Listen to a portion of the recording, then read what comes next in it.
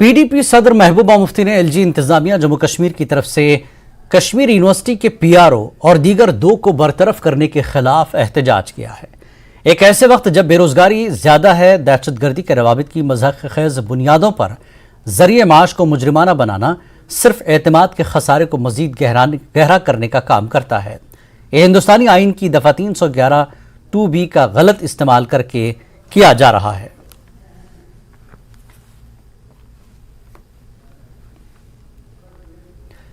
BJP के senior leader और जम्मू कश्मीर के साबिक नायब वज़ीर आला कविंदर गुप्ता ने पीडीपी सरबराह महबूबा मुफ्ती को उनके इस ट्वीट पर निशाना बनाया है, जिसमें उन्होंने दहशतगर्द तंजीमों के लिए काम करने पर कुछ सरकारी मुलाजमीन को बरतरफ करने के हुकूमती फैसलों की मुखालफत की थी। गुप्ता ने वाज़ेह किया कि मरकजी हुकूमत ने दहशतगर्दी के खिलाफ जीरो टॉलरेंस अपनाया है और जो भी दहशतगर्दों की मावनत करता पाया गया उसे कानून के मुताबिक सजा दी जाएगी। बेंगलुरु में अपोजिशन पार्टियों की मीटिंग पर तबसरा करने के लिए कहा गया तो गुप्ता ने अपोजिशन पार्टियों को मायूस और बेसमत करार दिया। पुरानी सरकारों की यह कोशिश रही कि कोई मिलिटेंट मरता था, उसके रिश्तेदार को वहां पर नौकरी दी जाती थी, बैकडोर एंट्रीज की जाती थी। आज वो लोग एक नासूर का काम कर रहे हैं। तो एक बड़ा डोजर तैयार हुआ है जिस पर कि जो पीआरओस की आप बात कर रहे हैं। तो मुझे लगता है कि आज भी बहुत से अंडरग्राउंड वर्कर जो सरकार में बैठ करके काम कर रहे हैं उनको बर्दाश्त नहीं किया जा सकता। तो एक सराहनीय कदम है। तो हमारी खुफिया एजेंसियां, सुरक्षा बल अच्छा काम कर रहे हैं, उसी के परिणाम स्वरूप इस प्रकार की जो एक्शन है लिया गया है।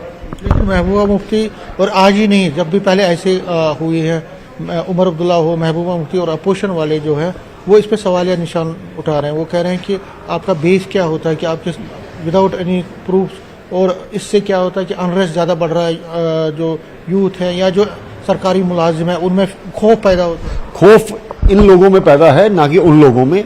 आज लोग करोड़ों की तादाद में, लाखों की तादाद में टूरिस्ट बनकर के भारत ये जम्मू कश्मीर में आ रहे हैं। अमरनाथ की यात्रा ठीक प्रकार से चल रही है। वो शायद इनको फ्रस्ट्रेशन है, इनको अच्छा नहीं लगता है।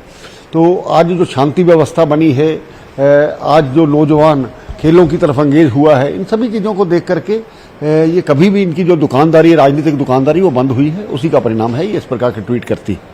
लेकिन जो ये कह रहे हैं कि आप लोग खौफ पैदा कर रहे हो, सरकारी मुलाजिम है, वो सरकारी मुलाजिम अपना काम कर रहे हैं, तो उसमें वो कह रहे हैं कि बीजेपी जल्दबाजी में ये फैसला या गवर्नमेंट जल्दबाजी में फैसला। देखिए, देश विरोधियों के दिलों में खौफ होना ही चाहिए। अगर महबूबा मुफ्ती के मन में अगर खौफ है क्योंकि देश विरोधी बातें कर रही हैं, तो उनके मन में भी खौफ होना चाहिए। अभी बेंगलोर में आज मीटिंग है अपोजिशन पार्टी से, महबूबा और उमर भी जा रहे हैं। किस तरह से लेते हैं आप जो अपोजिशन की जो मीटिंग? देखिए, कहीं की ईंट कहीं का रोड़ा, भानुमती ने कुनवा जोड़ा, ये पहले भी इस प्रकार के प्रयास हो चुके हैं। लेकिन भारत की जनता समझती है कि कौन देश के हित में काम कर रहा है, कौन अपने लिए काम कर रहा है। वो सभी चाणक्य बने बैठे हैं। तो उनमें पहले अपना नेता तो तय करें, उसके बाद बात करेंगे। ये मीटिंगें होती रहेंगी, लेकिन 2024 के इलेक्शन तक ये कुंभा बिखरने वाला है। एनआईए ने 2 OGW फयाज बाबा उर्फ शोएब और हिलाल याकूब देवा उर्फ सेठी को 10 दिन की तहवील में लिया है। दोनों को जुमे को गिरफ्तार किया गया था। एनआईए अदालत जिन्होंने जम्मू ने दोनों को तहवील में दे दिया, दोनों पर पाकिस्तान में मुकीम हैंडलर्स की हिदायत पर दहशतगर्दी को बढ़ावा देने का इल्जाम है। एनआईए की रेड के दौरान 2 ओवरग्राउंड वर्कर्स पकड़े गए थे और उनकी आज रिमांड मिली है एनआईए को। और आप देख सकते हैं कि ये दोनों जो आतंकवादी हैं उनको आज यहाँ एनआईए कोर्ट में पेश किया गया और एनआईए कोर्ट ने उनके 10 दिन की रिमांड में भेज दिया है। आप हमको बता दें कि एनआईए की लगातार ये कोशिश है कि ये जो अरेस्ट किए गए हैं उनको उनसे और पूछताछ की जाए, क्योंकि इनके बारे में ये बताया जा रहा है कि ये पाकिस्तानी जो हैंडलर्स हैं उनके साथ मिलके जम्मू कश्मीर और ख़ास तौर पे जो पूरा कश्मीर वैली के अंदर टेरर का जो जितना भी नेटवर्क था उसकी वो मदद करते थे। और लगातार पाकिस्तान के जो हैंडलर्स हैं उनके साथ ये राब्ते में थे, जिनके थ्रू ये IEDs और बाकी जो हथियार और गोला बारूद है उसको प्रोक्योर करके जम्मू कश्मीर में आतंक फैलाने की कोशिश करते थे। और अभी जिस तरह से आप देख सकते हैं कि विजुअल्स में ये जो दोनों आतंकवादी हैं जो ओवरग्राउंड वर्कर्स हैं, इनमें से एक का नाम है फैयाज बाबा एलियस शोएब और दूसरा है हिलाल याकूब देवा। इन दोनों को आज एनआईए की कोर्ट में, जैसे मैंने बताया कि एनआईए की कोर्ट में पेश किया गया और उसके बाद एनआईए ने इनको 10 दिन की रिमांड में भेज दिया है। और अब ये देखना होगा कि एनआईए को जब इनकी रिमांड मिल गई है, 10 दिन की कस्टडी मिल गई है, इस 10 दिनों के दौरान वो उनके साथ और पूछताछ करेंगे और पूछताछ से ये पता चलेगा कि आखिर इनके कौन से मंसूबे थे और किन किन लोगों से इनके और रवाबित थे।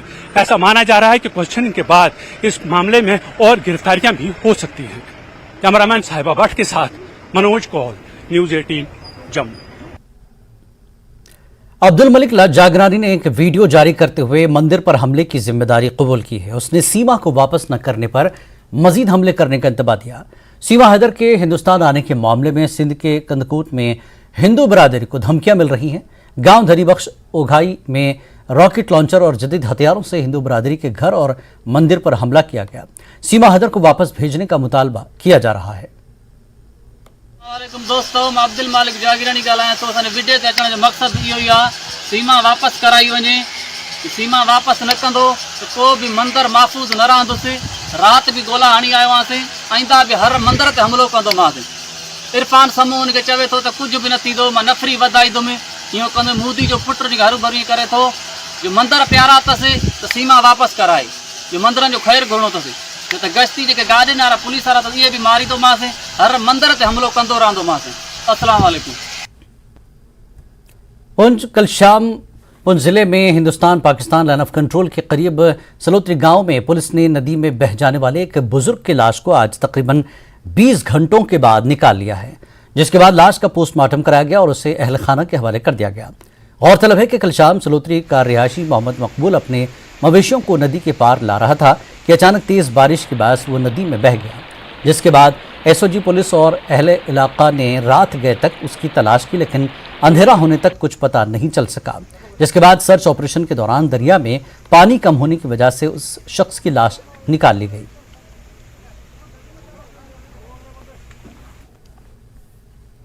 डीसी ऑफिस बडगाम के बाहर आज कुछ गैर मकामी मजदूरों ने एहतजाज किया।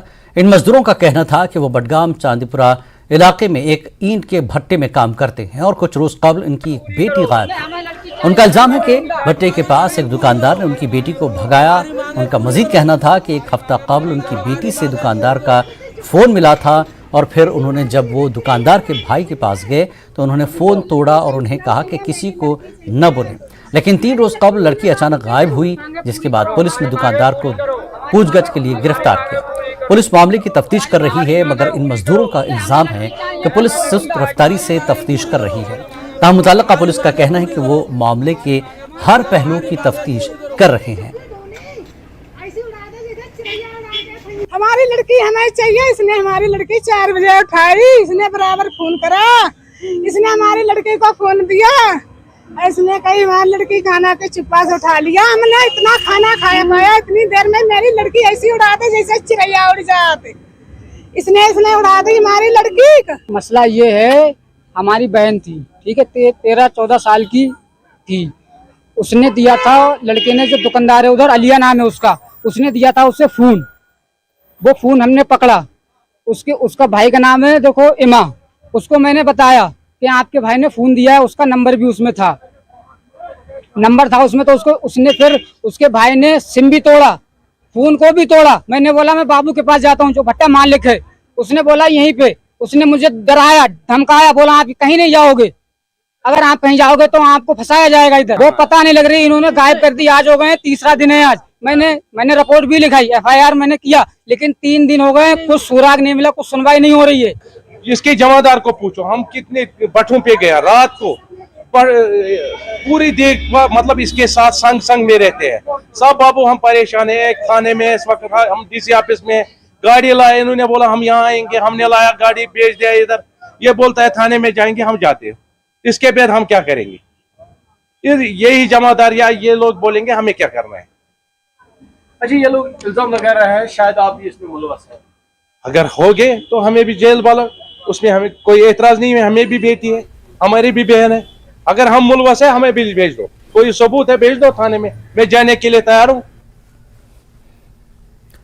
पूरे cultural and literary society Kargil ने रग्याल बीबी के तारीखी मज़ार पर एक रोज़ा अदबी व सकाफती सेमिनार का इनेकाद किया। LHDC करगिल के चेयरमैन CEC फेरोज़ अहमद खान, लद्दाख के जॉइंट डायरेक्टर इतलात इम्तियाज़ काजू मेहमान खुसूसी थे। BDC बारसो मकामी काउंसलर्स, अदीबों, शायरों, सरपंचों और पंचों और मकामी लोगों की बड़ी तादाद ने प्रोग्राम में शिरकत की। CEC ने कदीम परगी लिसानी और सकाफती रिवायत को बहाल करने की ज़रूरत पर जोर दिया।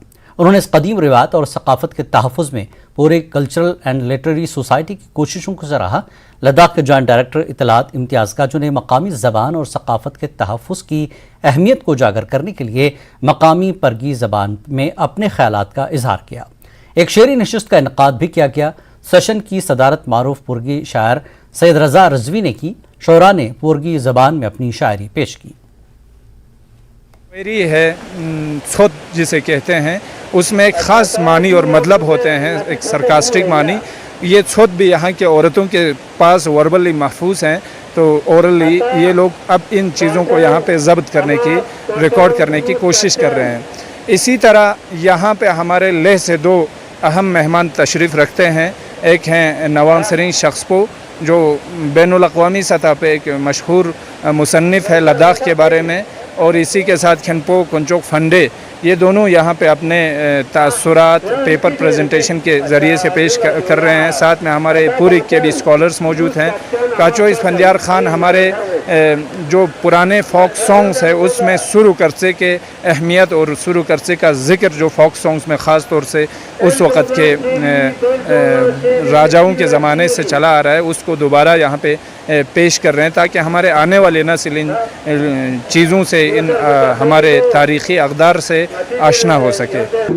अच्छी बात है कि यहाँ पे प्रोग्राम रखा, उसके लिए तो हम वेलकम करते हैं। और साथ ही करसेकर जो है एक तारीख़ी गांव है जहाँ पे हम बैठे हुए हैं।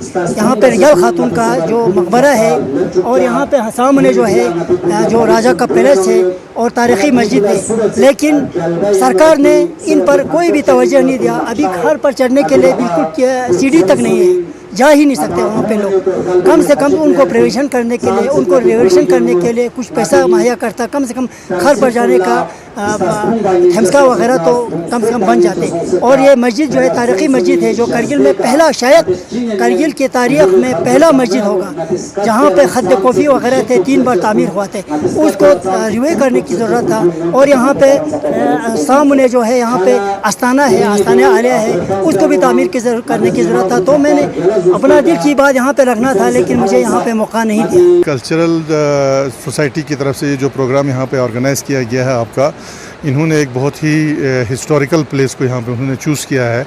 आपको पता है करसेखर जो है एक बहुत हिस्टोरिकल है। यहाँ पे रियाल खातून का जो है मज़ार है, उसके बाद यहाँ पे जो हमारे राजा हैं उनके बारे में पूरा हिस्ट्री है, तो उसको उन्होंने सिलेक्शन करके यहाँ पे एक अच्छा सा सेमिनार जो है ऑर्गेनाइज़ किया, जिसमें हमारे करगिल से ही नहीं बल्कि हमारे ले से भी जो हैं कुछ मेहमान यहाँ पे आए, जिसमें राइटर और हिस्टोरियंस वगैरह थे।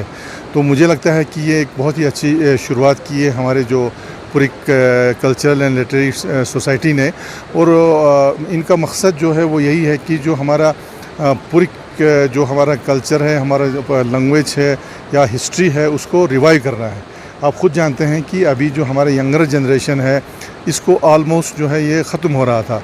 तो इन्होंने इस चीज़ को महसूस करते हुए इसके रिवाइवल के लिए इन्होंने इस सोसाइटी को बनाया है। तो हमें उम्मीद है कि इससे जो है हमारी जो हिस्ट्री है, हमारी जो लैंग्वेज है, हमारा आपका जो जैसे फोक लोर्स वगैरह हैं, वो सारे रिवाइवल के लिए हमें काम आएगा आपका।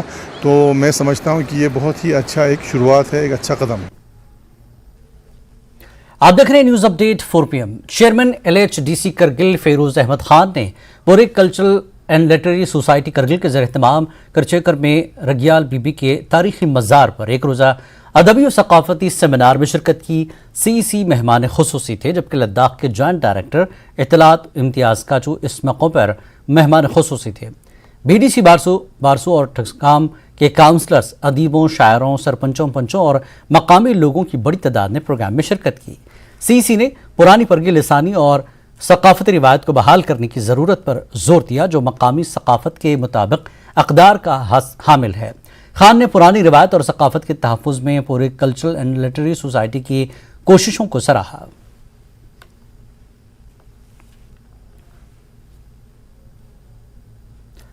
हिल काउंसिल कलगिर के सीसी फेरोज खान ने नून पब्लिक हाई स्कूल सुनको में नई तामीर शुदा इमारत का इफ्तिताह किया। खान ने काउंसलर सुनको आगा सैयद अहमद की मौजूदगी में नून पब्लिक हाई स्कूल के हाई सेक्शन के लिए नई तामीर शुदा इमारत का इफ्तिताह किया। सीसी ने ज़िले में तालीम की बेहतरी के लिए इमारत की तामीर पर स्कूल इंतजामिया को मुबारकबाद पेश की। सीसी ने कहा कि तालीम कौम की तरक्की और बका के लिए एक ताकतवर हथियार है। उन्होंने तलबा को मशवरा दिया कि वो अपनी ज़िंदगी में किसी भी चैलेंज का मुकाबला करने के लिए पढ़ाई पर तवज्जो दें।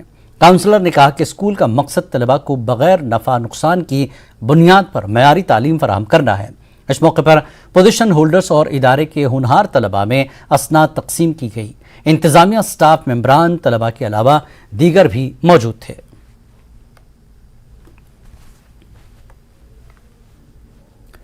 पहली बार LHDC और स्किल इंडिया के ताउन से 15 से 21 जुलाई तक वर्कशॉप का इनेकाद कर रही है।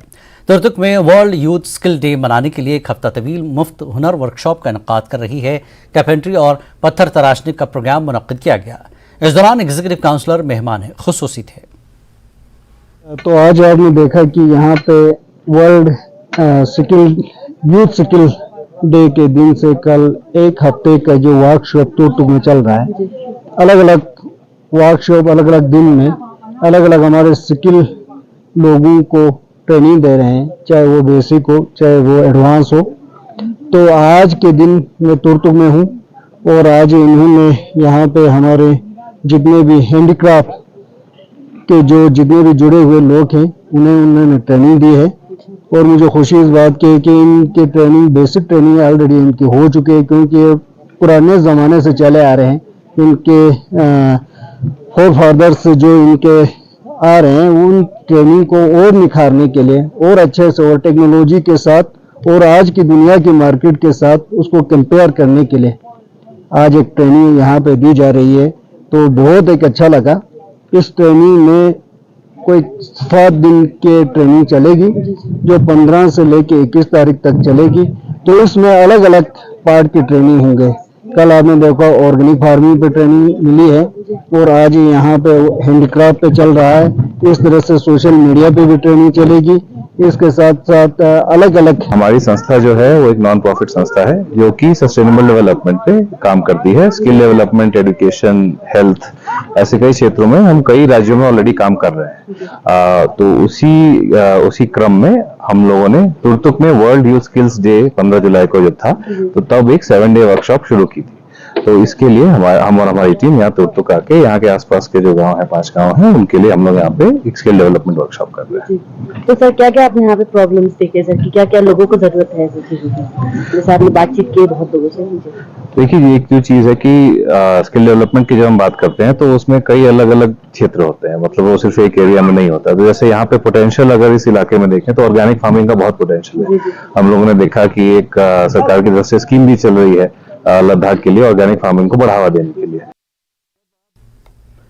कंथीधर गोरीखरा गंदो दोडा में एक यात्रा और मेला मुनक्किद किया गया। ये मां चंदी माता यात्रा साल 2004 में स्वर्गीय जगदीश राज प्रहार ने गांव गोरीखरा के लोगों के साथ शुरू की थी। ये चंदी माता यात्रा अब हर साल पहली श्रावण को मुनक्किद की जाती है। चंदी माता यात्रा का इंतजाम गांव गोरीखरा की कांथी मंदिर कमेटी करती है। ये कमेटी बहुत ही मौसर तरीके से यात्रा का इंतजाम कर रही है और अकीदतमंदों के लिए लंगर का भी इंतजाम कर रही है। ये यात्रा दिन ब दिन बढ़ रही है और इसमें पूरे भलिसा, गंदू, ठाटरी, डोडा वगैरह से 3000 से ज़्यादा लोग शरीक हो रहे हैं। इलाके के मकामी लोगों ने LG इंतज़ामिया से मुतालबा किया कि यात्रियों के लिए सड़क, बिजली, पानी और प्री फैब्रिकेटेड शेड फराहम किए जाएंगे। इलाके के जितने लोगों की भाईचारा हमारा पूरे भले इसमें कोऑपरेट करते हैं, हिंदू हो मुसलमान हो, अच्छा कोऑपरेट रहता है इसमें। तो मैं कि आपके खेल के साथ से गुजारिश करता हूँ अपने LG साहब से भी और डायरेक्ट टूरिज्म से भी कि मैं आपसे गुजारिश करता हूँ जी आपने जो लंगर देखा यहाँ पे देखा कि यहाँ हट बनने लायक चाहिए, हमें हट की बहुत गुंजाइश है हमें। ज़मीन हम देंगे, हट चाहिए हमें। और फिर हर साल हमारे अमूमन जो एक गांव की यात्रा होती है, स्तर पे आते रहते लोग। फाइनली 2004 में मेरे फादर साहब स्वर्गीय श्री जगदीश परिहार जी, उनको अनुभूति हुई कि जैसे कि उनने वहाँ पटवारी थे कार्यरत यहाँ, तो उन्होंने एक बारी अपने गांव के जो लोग हैं, श्री यशलाल जी स्वर्गीय, 2-3 और लोग थे, तो उन्होंने क्या किया कि इस एनुअल यात्रा में तहसीलदार बलवंत राय थे उस टाइम पे, वो भी साथ में आ गए। 2004 की बात है। तो उस टाइम जब हमने देखा तो अभी वो छोटा सा देहरीडी कहते हैं हम लोग, मतलब पत्थरों से टिकाई हुई थी। फाइनली फिर अहता किया गया, चंदा किया गया, सबकी गांव की जितनी भी लोग थे सब ने मिलके यहाँ मंदिर का प्रस्थान किया। ये लेकिन सारे भाईचारे की ही बदौलत हमने ये मंदिर बनाया भाई साहब। साबिक फौजियों के fight for right group RS पुरा की जानिब से एक मीटिंग का इनेकाद किया गया, जिसमें फैसला किया गया कि साबिक फौजियों के हुकूक के लिए 23 जुलाई को एक बहुत बड़ी रैली निकाली जाएगी। ये महात्मा गांधी पार्क से शुरू होकर मरकजी बाजारों से होती हुई महात्मा गांधी पार्क पर इख्तिताम पजीर होगी। मैं बता रहा हूँ बहुत ज़्यादा अंतर है। नॉर्मल जैसे बेसिक पे हमारे को 2.57 मिल रही है, अफसरों को 2.81 मिल रही है। MSP पे जो है वो हमारे को 5200 रुपया मिल रही है और अफसरों को 10,500 मिल रही है, 15,500 मिल रही है। ये जो है ये बहुत ज़्यादा फ़र्क है। इसलिए हमारे एक्समैन पूरे ऑल इंडिया में जो 23 तरह की विशाल रैली करने जा रहे हैं, उसके उपलक्ष्य में आज जो हम इकट्ठा हुए हैं। ये रैली जो है तमाम डिस्ट्रिक्टों में डिस्ट्रिक्ट वाइज रैली होगी। जैसे कि हमारे आर्ट्सपुरा में हम रैली जो है गार्डन में निकालेंगे और पूरे आर्ट्सपुरा बाजार से घूमते हुए रैली को हम लास्ट गार्डन में फिनिश करेंगे। जम्मू म्यूनिसिपल कॉरपोरेशन के जनरल हाउस ने जम्मू के लोगों को रिलीफ फराहम करने के लिए बिल्डिंग बाईलॉज में तरमीम की है। पहले घर की तामीर से मुतल्लिक कवानीन को बेहिसाब रस्मी मराहिल से गुजरना पड़ता था। जम्मू म्यूनिसिपल कॉरपोरेशन ने नए बिल्डिंग बाईलॉज बनाए हैं ताकि लोगों को मंजूरी हासिल करने में आसानी हो। ये बात Rajendra Sharma mayor Jammu municipal corporation ने न्यूज़ 18 से खुसूसी बातचीत में कही। मेयर जम्मू म्यूनिसिपल कॉरपोरेशन हमारे साथ हैं राजेंद्र शर्मा। इनसे बात करेंगे बिल्डिंग लॉ के बारे में, जो कुछ भी अमेंडमेंट्स हुई बिल्डिंग लॉ को लेके, उसी हवाले से बात करेंगे। मेयर साहब, जो अमेंडमेंट हुई बिल्डिंग लॉ में, उस ज़िम्मे में जानना चाहेंगे आपसे कितनी सहूलियत मिली इस बार आवाम को। आप जानते हैं कि बिल्डिंग बायलॉज एक ऐसा इशू है जिससे पूरा जम्मू प्रभावित होता है और उसमें जितना कानून सिंपल हो, बायलॉज सिंपल हो, उससे ट्रांसपेरेंसी, अकाउंटेबिलिटी और सर्विस टू द मासेस बढ़ता है। इसी सब चीज़ों को ध्यान में रखते हुए हमने ये चाहा है कि आम जनता को एक राहत मिले और उस राहत के तहत सबसे बड़ा जो काम हुआ है एक गरीब जनता के लिए, वो हमने ये रखा है कि अगर किसी का प्लॉट 2.5 मरला है तो उसको आर्किटेक्ट के पास जाने की ज़रूरत नहीं है, क्योंकि आर्किटेक्ट के पास जाएंगे तो वो उसको वहाँ पैसे देने पड़ेंगे, फीस देनी पड़ती है और साथ में NOCs लेनी पड़ेंगी, 7 NOCs लेनी पड़ती हैं। इस सब दुविधा से बाहर रखने के लिए वो सिंपल हमें एक एप्लीकेशन देंगे और जो टाइटल ऑफ लैंड होगा ये बताएंगे कि ये जगह मेरे नाम पर है और उनको हम एक NOC दे देंगे जिससे वो अपनी बिल्डिंग बनाएंगे। तो ये देखिए एक गरीब के लिए कितनी बड़ी राहत की बात होगी। ये 70 साल से किसी ने ऐसा उसमें प्रावधान नहीं रखा था और आज हमने ये प्रावधान रख कर एक बार फिर ये सिद्ध कर दिया कि जो मोदी जी का विजन था, जो उन्होंने 2018 में रेड फोर्ट से ये आह्वान किया था कि हम लोकल बॉडीज़ के इलेक्शंस करवाएंगे, उनका यही था कि जो आम आदमी की तड़प को समझता है वो है उसका कॉरपोरेटर, और उसका कॉरपोरेटर जो है वो जनता से बड़ा नज़दीकी से जुड़ा होता है। तो जो जनहित की समस्याएं हैं वो ही उसका समाधान करवा सकते हैं और वही हुआ। कॉरपोरेशन बनी, आज ये सहूलत मिली। दूसरा, जिन लोगों के मकान बने हैं लेकिन उनकी लेन 10 फुट से कम है, उसको भी बिल्डिंग परमिशन नहीं मिलती है, उसका भी प्रावधान बनाया। जो हमारे कोर एरियाज़ हैं, ओल्ड सिटी वाले एरिया हैं, या कुछ एरिया प्लैंड एरिया में भी हैं जो कंजेस्टेड हैं, वहाँ भी परमिशन का हमने सहूलियत दे दी है। जहाँ अगर बात करेंगे 5 मरला 10 मरला जो ज़मीन है उनके लिए कुछ सहूलियत है, या अगर घर बनाने के लिए कोई तैयार है तो उसके लिए क्या रखा गया? वही पुराने जो बायलाज हैं वही है, या उसमें नहीं ये चेंज आ गई ना। आप देखो पहली चेंज क्या आ गई, 2.5 मरला बनाना है आपको, कोई आर्किटेक्ट का मैप नहीं बनाना है, आपको सीधे परमिशन मिलेगी।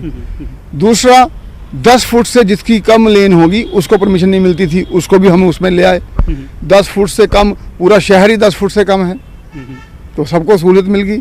तीसरा हमने क्या किया है, अगर आपकी बिल्डिंग बनी है लेकिन आपने उसकी बिल्डिंग परमिशन नहीं ली है, तब भी हम आपको ऊपर वाली स्टोरी की परमिशन देंगे विद ए कंडीशन कि जो नीचे वाली स्टोरी है एज पर बाय लॉज उसका फीस चार्ज करेंगे। तो ये कितनी बड़ी सहूलत होगी। इससे क्या हो गया है, आम आदमी को नहीं पता लगता। इससे ये हो जाएगा जिसका मकान की वैल्यू 40 लाख है अब वो 80 लाख बन गई। वो ऐसे कि जब तक आपका बिल्डिंग प्लान अप्रूव ना हो आपको बैंक लोन नहीं देता है। तो आपकी जगह खरीदने वाले आएंगे कम, अगर बिल्डिंग परमिशन नहीं होगा तो जिस चीज़ के लिए कम लोग आएंगे खरीदने के लिए तो उसकी कीमत भी कम होगी। कुल मिला के अगर बात करें बड़ी राहत लोगों को मिलेगी। इस ये जो बायलाज है, ये जो अमेंडमेंट हुआ है बिल्डिंग लॉ में। हमारे साथ बात कर रहे थे Rajendra Sharma, mayor Jammu municipal corporation. Cameraman Ashu के साथ में राजेंद्र तिकू, न्यूज़ 18 जम्मू। इस बुलेटिन में फिलहाल इतना ही। नमस्कार।